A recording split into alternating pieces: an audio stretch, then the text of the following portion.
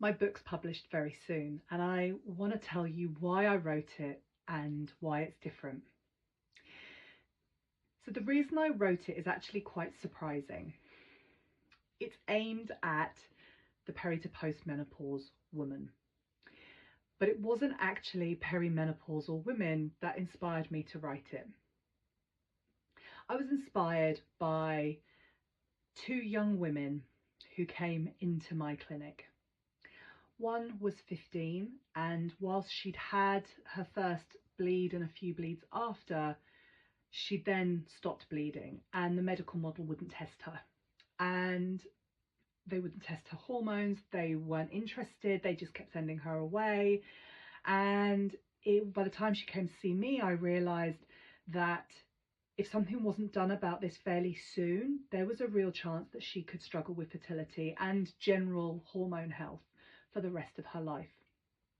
Once I'd encouraged her mum to have some private blood tests, they discovered that her hormones were at postmenopausal level. And so action needed to be taken, and the medical model would have completely ignored her for at least another year. There was another woman who was 21 years old who'd been on the pill and come off the pill and had never got her periods back, and her hormones too were at postmenopausal levels. And I realised that the information that was in my head about hormones had to be told. And the best way actually is to target perimenopausal women, because this is a time in life when our hormones are in such a state of flux, we can't do anything because we have to pay attention to them. We can't ignore them any longer.